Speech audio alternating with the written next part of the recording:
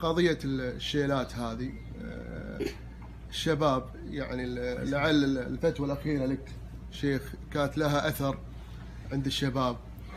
الشيلات طبعا أصبحت بديل مثل ما قال الشيخ الشيء المباح يعني، وكلنا بحاجة لها يعني ترويح النفس في السفر وفي الأفراح وغيرها. طبعا الكل يعرف أنها إذا كانت من غير معازف، الموسيقى إذا كانت فيها موسيقى هذه حرام. لكن النقطة الشيخ اللي ذكرتها والشباب بس يعرفونها قضية خلافية، لكن يرغبون في قضية الأدلة الشرعية والأقوال العلماء فيها من باب الاطمئنان فقط. الآن أنت ذكرت يا شيخ قضية المعازف، ذكرت الإيقاعات والدف،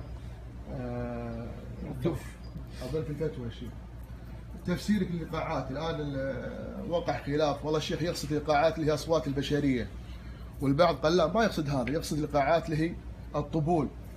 فالشيخ بقينا منك تكرما رأيك فيها وأقوال العلماء فيها وتفسيرك للإيقاعات وللدف فيها. بسم الله والحمد لله والصلاة والسلام على رسول الله. وش حكم الملح؟ هلا طيب وش رايكم لو واحد سوى له كبسه حط فيها كيلو ملح؟ هذا مجرم، هذا بيرفع ضغط الريج معه. هذا مجرم، هذا من المفسدين. لأن هذا مدخل يا إخوان. تعرفون الشرع ورد فيه إجازة له. قال الله تعالى في شأن الصحابة الذين خرجوا إلى المسجد والنبي يخطب، قال وإذا رأوا تجارة أو وش اللهو اللي رأوا؟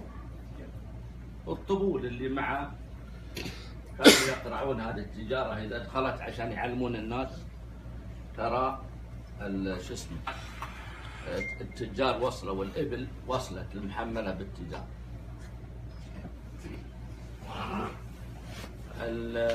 اللهو هذا إذا أكثرنا منه ضيعنا أنفسنا والشباب، وإذا أقفلنا بابه كله وقلنا حياتنا تصير جد خسرنا كثيرا من شبابنا ومن تجارنا.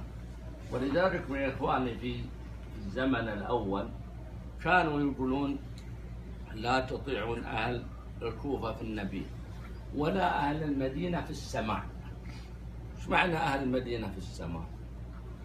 اسمعون لأنهم بيئتهم تجار. المدينة صارت عاصمة الدولة الإسلامية وصار فيها تجارات وصار فيها، فهمتم ولا لا؟ والوسط خير. النبي صلى الله عليه وسلم حرم تحريما ما فيه لبس المعازف. لا يكونن أقوام من أمتي يستحلون الحرى والحرير والخمر وش بعد؟ والمعازف. فعندنا يا أحبابي الآن الشيلات الآن اللي نشوفها بالإبل وفي غيره، الشيلات الآن أغلب اللي فيها مدح هذا اللي نشوف، وأحيانا يعني يصير فيها حكم، يصير فيها شعر زين مرة. فنقول يا طويل العمر أن الشيلات هذه إذا برئت من المعازف وصارت معانيها جيدة أو معانيها مدح، حتى مثل ذا اللي يمدحون الناقة برطمها كذا ورقبتها كذا. ليه؟ لأن الناقة الآن أصبحت عندهم شيء مهم، يعني قيمة ناقة تجوز الواحد 10 حريم، تجوزه ويا عيال.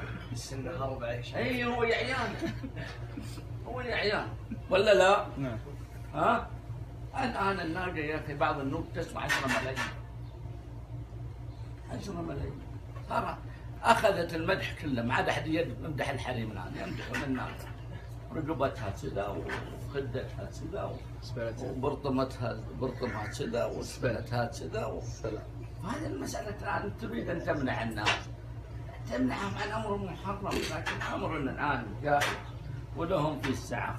وهذا يا إخواني أنا كنت أول أشدد في تحريم المرق هذه أول ما ابتليت بالفتوى كنت، لكن حقيقة اليوم رحت وشفت العسكر قاعدين الدفاع المدني رابطون 24 ساعة ما لهم شغل إلا الورق، ولما يلعبون ورقة تسابوا وجلس كل واحد منهم يعارض الثاني. نقول الورقة خفض ورقة خلهم يلعبون ورقة، بس كلها لا تظالمون، لا تشاتمون، لا تلهيكم عن الصلاة، لا هيك بالحواجز اللي انتم والباقي خلهم يلعبون قاعدين العسكر ما عندهم شغل العسكر. بعدين تجي وتقول له ورقة حرام. طيب وش نسوي؟ قال اقرأوا قرآن. واحد من مشايخنا جاء قال وش نسوي يا شيخ؟ احنا جالسين في الليل وفي النهار مداومين. قال اقرأوا قرآن. حب العسكر في القرآن. لازم انك انت تعالج الناس بالشيء المناسب له. هذه وجهة نظري انا، وقد اكون مخطئ انا وانا اقبل النقد. واذا جيت عند المشايخ انا اقول لهم مثل ما اقول لكم، لان نتناقش احيانا. انا اقول والله هذه وجهة نظر. انا وجهة نظري ان هذه الاشياء المباحة اذا ما ضيعوا اوقاتهم عاد فيها ولا اشغلتهم عن الصلاة، عرفت، ولا اذوا بها الناس، انها مباحة.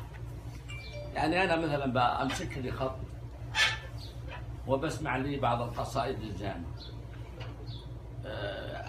انا سمعت قبل امس قصيدة يقول فيها طبنا ومن طيبنا سترت يقول مصايبنا. انا اعجبتني جدا، تمنيت لو اني حافظها. يقول عن عيالها عيالنا والعود شايبنا، يعني ان نكرم جارنا ونكرم اللي خطر علينا ونكرم يعني عوايد العرب الزانه اللي تصنع العيال وتعلمهم باخلاق الرجال. هذه طيبه يا اخي، خلهم ينشدونه. تلحين نونية ابن القيم. اي نعم، تلحين نونية ابن القيم مثل ما قالوا نونية القحطاني. وش اللي يمنع من الغفله؟ أنا ما أشوف في هذا شيء. أنا أشوف أن هذا إذا كان الكلام طيب